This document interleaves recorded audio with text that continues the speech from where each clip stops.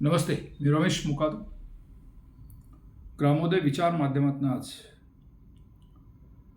महाराष्ट्राचे विधानसभेचे सभापती राहुल नार्वेकर यांनी मुंबई महापालिकेच्या निवडणुकीमध्ये हस्तक्षेप करून तेथील निवडणूक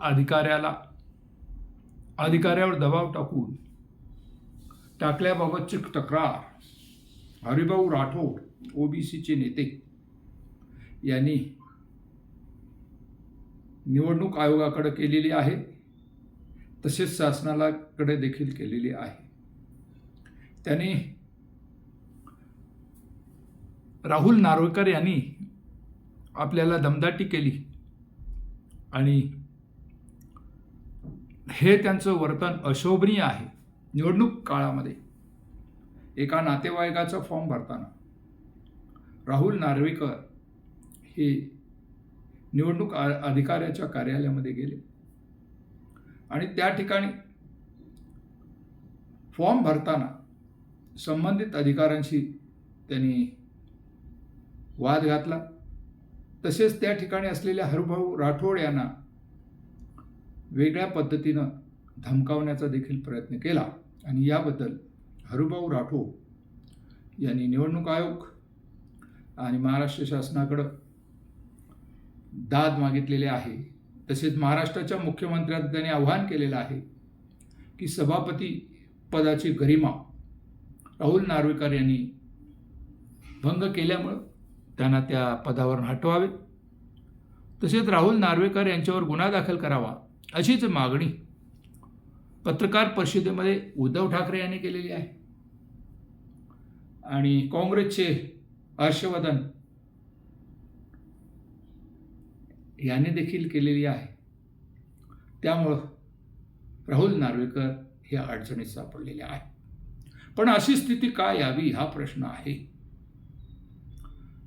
कारण राहुल नार्वेकर हे विधानसभेचे सभापती आहेत आणि सभापती असताना त्यांनी स्थानिक स्वराज्य सारख्या लहान निवडणुकीमध्ये सहभाग घ्यावा का हा प्रश्न विचारला येतो आहे. कारण सभापती हे निपक्षपातीपणा असतो.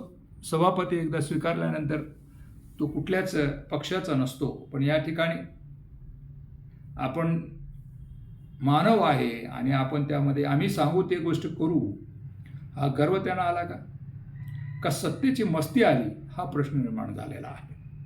पण राहुल नार्वेकर यांची जी काही कृती आहे ती महाराष्ट्राच्या सजनाला लाजवणारी अशी आहे.